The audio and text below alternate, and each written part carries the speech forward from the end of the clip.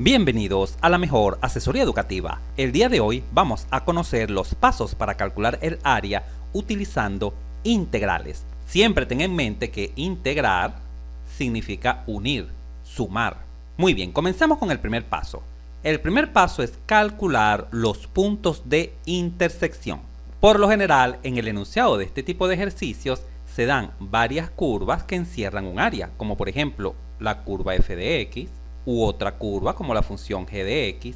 Estas formarán un sistema de ecuaciones, el cual por lo general se resolverá a través de los métodos conocidos como el de igualación, sustitución, reducción, etc. Si no recuerdas estos métodos para resolver sistemas de ecuaciones, no te preocupes, acá en la mejor asesoría educativa te dejamos toda la mano. Entra acá en la esquina superior derecha de la pantalla y disfruta de una genial y corta videoclase donde podrás repasar todos los métodos para resolver sistemas de ecuaciones. Un ejemplo de este tipo de sistema es cuando, por ejemplo, te den dos rectas, 2x menos y igual 1, y la recta x más 4y igual 2. Para encontrar el punto de intersección de estas rectas, se debe resolver este sistema. En otros casos se nos puede proporcionar una recta, como por ejemplo y menos x igual 8, y una parábola, y igual x cuadrado menos 1. Para encontrar los puntos de intersección de estas dos curvas, también se debe resolver este sistema de ecuaciones. ¿Cuál es la ventaja de conocer los puntos de intersección de las curvas dadas en el enunciado? Te permitirá dibujar con mucha más facilidad un bosquejo del área o región que deseas calcular. Y al mismo tiempo te permitirá algo muy importante, que será establecer los límites de integración. Ya verás lo fácil y sencillo que es aplicar esta sencilla teoría cuando estemos resolviendo algunos ejercicios. Veamos el siguiente paso. El siguiente paso consiste en hacer un bosquejo de la región, es decir, del área que se quiere calcular. En un alto porcentaje de ejercicios se tendrá alguno de estos tipos de áreas. Muy bien, ¿qué elemento común observas en todas estas gráficas? Que siempre las funciones o curvas dadas en el enunciado pasan por los puntos de intersección. Obsérvalo, siempre pasan por los puntos de intersección. De allí que calcular primero los puntos de intersección sea de vital importancia para realizar un bosquejo muy aproximado al real. Fija tu atención ahora acá. El área está encerrada por dos curvas, la función f de x destacada en verde en la parte superior y la función h de x destacada en roja en la parte inferior. Mientras que acá, en el segundo bosquejo, observamos que esta área se encuentra encerrada por una curva a la derecha de nombre f de y destacada en verde y una curva a la izquierda de nombre h de y destacada en rojo. En el tercer bosquejo podemos visualizar que el área se encuentra encerrada por tres funciones, la función f de x destacada en verde, la función g de x destacada en azul y la función h de x destacada en rojo. En este tipo de situaciones se tienen dos áreas, un área destacada en amarillo, acá al lado izquierdo, y un área destacada en verde, acá al lado derecho. Y el área total será la suma de estas dos áreas, el área 1, destacada en amarillo, más el área 2, destacada en verde. Y acá en el último bosquejo, observamos un caso semejante al tercero. La diferencia radica en que simplemente esta vez el área se encuentra dividida por una línea horizontal, esta línea que está acá, y la divide en un área superior, vamos a llamarla área 1, y en un área inferior, vamos a llamarla área 2, de tal forma que el área total será la suma del área 1 más el área 2. Una vez que tenemos el bosquejo del área encerrada, procederemos a dibujar el rectángulo típico. Y este puede ser vertical u horizontal, porque estamos trabajando el área en un sistema de coordenadas rectangulares XY. Más adelante veremos el cálculo de área en coordenadas polares y veremos que allí este rectángulo típico no necesariamente tiene que ser vertical u horizontal. Ahora bien, ¿cuándo debemos dibujarlo en forma vertical y cuándo debemos dibujarlo en forma horizontal? Esto dependerá del tipo de bosquejo, del tipo de área que tengas encerrada. En caso que debamos dibujar un rectángulo vertical, debemos despejar y. ¿De dónde debemos despejar y? De las curvas proporcionadas que encierran el área. Las y deben estar despejadas. Por lo contrario, si el rectángulo típico se dibuja en forma horizontal, debemos despejar a la letra x, a la variable x de las curvas que encierran el área En pantalla se muestran los ejemplos que venimos trabajando. Observemos este primer ejemplo. ¿Cómo conviene dibujar acá el rectángulo típico? ¿Vertical u horizontal? Pon mucha atención del criterio que se aplicará para decidir si el rectángulo es vertical u horizontal. Cuando te enfrentes a calcular un área, debes dibujar infinitos rectángulos, bien sea verticales u horizontales. Es decir, si son verticales serían así. Por supuesto, solo hemos representado alguno de estos rectángulos verticales. Ahora bien, pon mucha atención. La parte superior de estos rectángulos verticales, de estas líneas verticales, tocan en la parte superior ¿a quién? Siempre tocan a la función f de x, ¿correcto? Independientemente de donde se encuentren dibujados. ¿Y la parte inferior a quién toca? Siempre tocan a la curva roja, a la curva h de x, ¿correcto? Siempre. Independientemente de donde dibujes el rectángulo típico azul, la parte superior siempre toca a la función verde y la parte inferior siempre toca a la función roja. De tal forma que en este caso conviene dibujar el rectángulo en forma vertical. Pero, para que notes claramente la diferencia, vamos ahora a representar algunos rectángulos horizontales en esta misma área 1.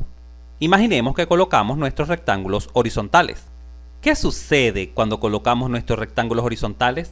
Examinemos el extremo derecho de todos los rectángulos horizontales. Los que se encuentran en la parte superior tocan a la curva verde, pero los que se encuentran en la parte inferior ya no tocan a la curva verde, tocan a la curva roja. Lo mismo sucede si examinamos el extremo izquierdo de estos rectángulos. Observa, tocamos a la curva verde y luego pasamos y tocamos a la curva roja, tocamos otra curva. Es por esta razón que no conviene seleccionar los rectángulos horizontales en este tipo de bosquejos que visualizas acá en el gráfico número 1.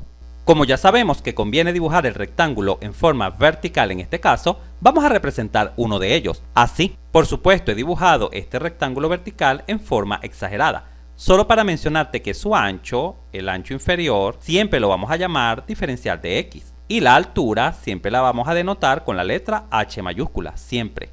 Pasemos ahora a examinar el segundo bosquejo. ¿Cómo conviene dibujar los rectángulos típicos? ¿Verticales u horizontales? Si los dibujamos verticalmente, así, caemos en la cuenta que no siempre los extremos superior e inferior tocan la misma curva, ¿correcto?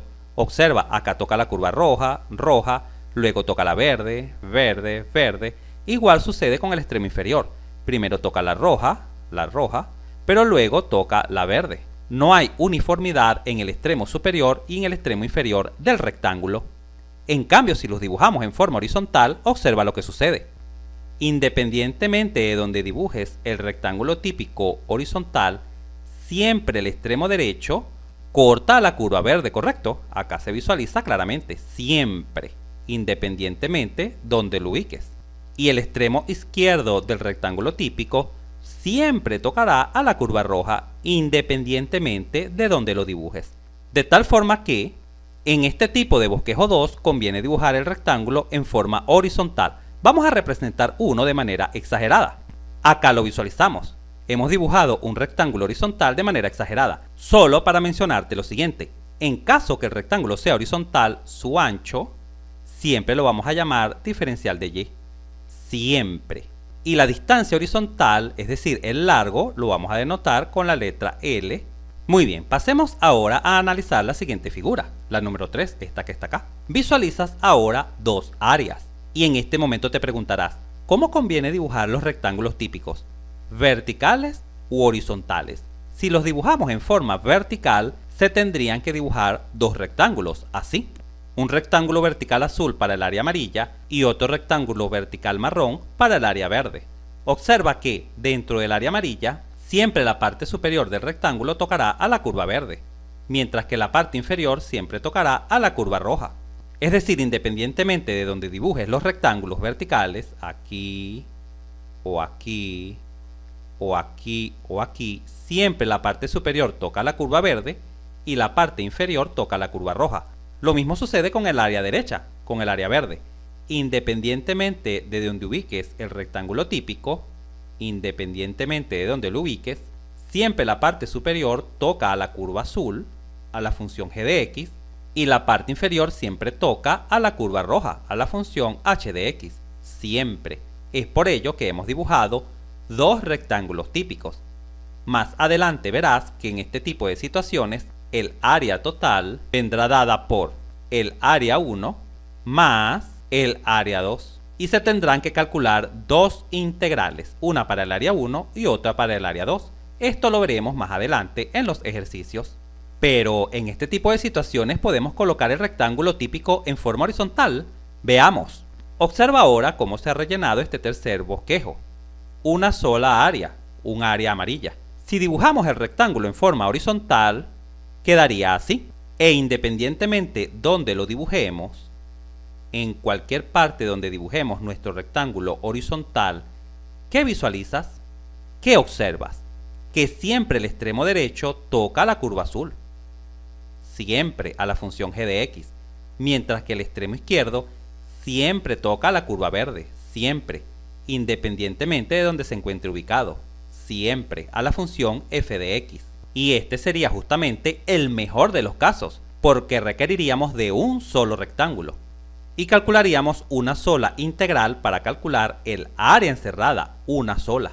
De tal forma que acá, en este tercer bosquejo, conviene colocar el rectángulo en forma horizontal. Pero si otra persona lo quiere colocar en forma vertical y dibujar dos áreas, no hay problema.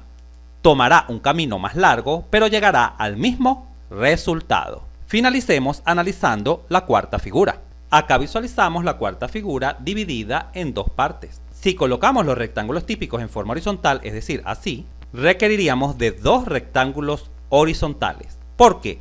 Porque en el área superior, independientemente de donde dibujemos el rectángulo horizontal, siempre el extremo derecho tocaría la curva verde, pero hasta aquí, hasta el punto de intersección, y el extremo izquierdo siempre tocaría a la curva roja, mientras que después del punto de intersección P2, cuando continuamos dibujando rectángulos horizontales, ya el extremo derecho no continúa tocando a la curva verde, ahora toca a la curva azul, tal como se visualiza acá en la figura. El extremo derecho siempre toca a la curva azul, mientras que el extremo izquierdo sí continúa tocando a la curva roja. Ahora bien, ¿un estudiante puede trabajar de esta manera? Sí, puede trabajar de esta manera, pero tendrá que plantear dos integrales, una para el área 1, para el área superior, y luego sumar otra integral para el área inferior. Vamos a llamarla área 2. Tendría que resolver dos integrales. Sería un camino más largo, pero llegaría al mismo resultado. ¿Y qué sucedería si otra persona coloca el rectángulo vertical? Veamos. Si una persona decide colocar el rectángulo vertical así, independientemente de donde ubique el rectángulo vertical, siempre el extremo superior toca a la curva verde. Acá se observa claramente. Siempre. Y el extremo inferior siempre toca a la curva azul g de y. Siempre. En conclusión, acá en este último bosquejo, convendría mejor colocar los rectángulos típicos en forma vertical. Ya verás cuando estemos resolviendo los ejercicios que será muy útil, fácil y sencillo aplicar esta teoría. Y justamente esta teoría jugará un papel fundamental en la resolución de los distintos ejercicios del cálculo de área a través de integrales. Muy bien, continuemos avanzando al siguiente paso. Una vez que se haya dibujado el rectángulo típico vertical u horizontal, el cuarto paso consistirá en identificar quién es y superior y y inferior en el caso de que el rectángulo sea vertical, o quién es x de la derecha y x de la izquierda en el caso de que el rectángulo típico se haya dibujado en forma horizontal. Pero veamos esta teoría con los siguientes ejemplos. Fija tu atención acá en el primer bosquejo. Ya sabemos que conviene dibujar el rectángulo típico en forma vertical. El extremo superior del rectángulo típico siempre toca a la curva verde. Por lo tanto, en este caso, la función f de x la conoceremos como la y superior, la parte superior del área encerrada. Mientras que la parte inferior del rectángulo típico siempre toca a la curva roja, tal como ya lo sabemos. Por tal razón, esta función h de x la conoceremos como la y inferior, es decir, la frontera inferior del área encerrada. Pasemos a la siguiente figura. Ahora el rectángulo típico está dado en forma horizontal. Siempre el lado derecho del rectángulo típico, este extremo, toca a la función verde, a la función f de y, esta que está acá. Por lo tanto, esta función f de y se conocerá como la x de la derecha. mientras que el extremo izquierdo del rectángulo típico, este extremo que está acá, siempre toca la curva roja a la función h de y. De tal forma que esta frontera izquierda, la curva roja, será conocida como x por la izquierda. Tal como puedes visualizar, identificar y superior, y inferior o x derecha y x izquierda dependerá del rectángulo típico. Cuando visualizamos la tercera figura, a pesar de que ya sabemos que conviene dibujar el rectángulo típico en forma horizontal, lo he dejado en forma vertical, como si fuéramos a calcular dos áreas, con la principal intención de que aprendas a identificar la y superior y la y inferior en estos casos, cuando sea absolutamente necesario calcular dos áreas. Para el área amarilla, la y superior será la función f de x, pero para el área verde, el área derecha, la y superior será la función g de x, mientras que para ambas áreas, la parte inferior siempre toca a una sola función, por lo tanto la y inferior vendrá dada por h de x. Finalmente, en el último bosquejo podemos visualizar lo siguiente: el lado derecho del área superior siempre toca la función f de y, por lo tanto para el área superior esta será x por la derecha. Mientras que para el área inferior, destacada en morada, el extremo derecho siempre toca la función g de y. Así que x de la derecha será g de y para el área inferior, mientras que x por la izquierda siempre toca a la función h de y, tal como podemos visualizar en ambos rectángulos típicos. Siempre el extremo izquierdo toca a la función h de y. Observa qué fácil y sencillo es identificar quién es y superior y y inferior. Ya cuando estemos resolviendo los ejercicios, verás lo sencillo que es aplicar esta teoría. Finalicemos el video con el último paso a aplicar para calcular el área encerrada por curvas utilizando integrales.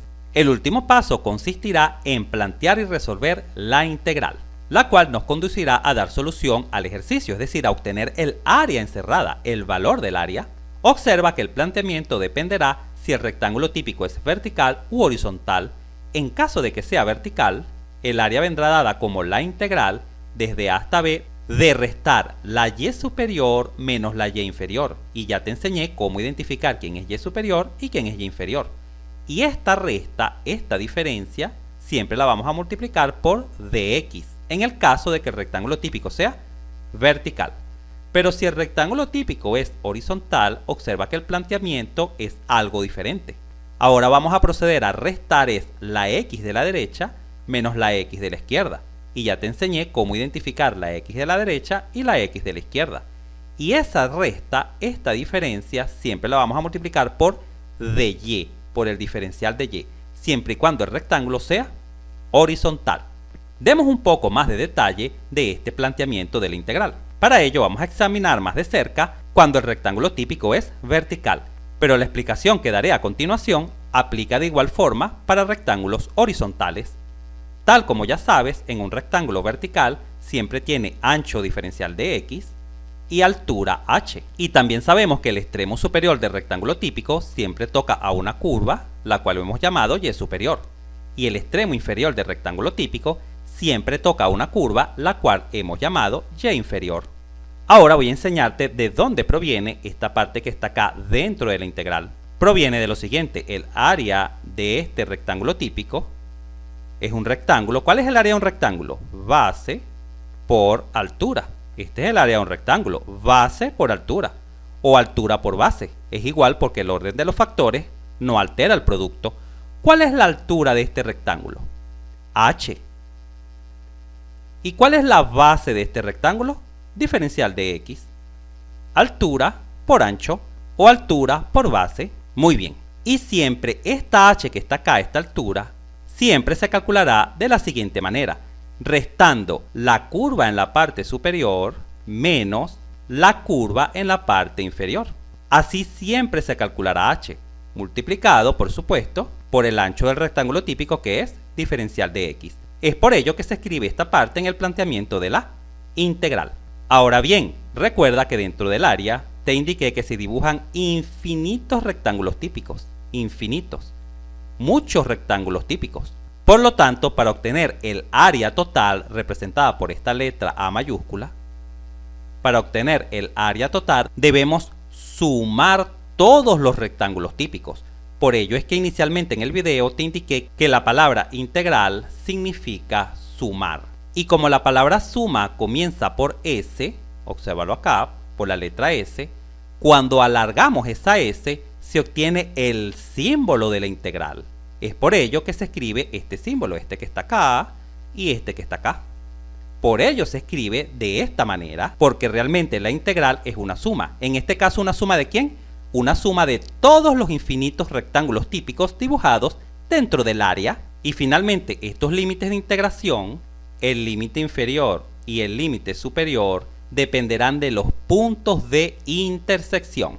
Recuerda que los puntos de intersección fueron calculados en el paso 1, en el primer paso, donde te indicaba que esos puntos de intersección nos permitirían encontrar los límites de integración. Este límite acá abajo se llama límite inferior y el límite acá ubicado en la parte de arriba se llama límite superior. Y repito, ¿de dónde provienen? ¿Cómo los obtendremos? Se obtendrán de conocer los puntos de intersección de las curvas que encierran el área. Genial, en los próximos videos estaré aplicando esta teoría en la resolución de diferentes casos de cálculo de área, cuando se dan rectas y parábolas, dos rectas, dos parábolas, etc. Si este video te fue útil, suscríbete a nuestro canal, así nos ayudas a crecer. Si te gustó, dale un like y si conoces a alguien, algún compañero, amigo o familiar que le pueda servir esta información, por favor compártela.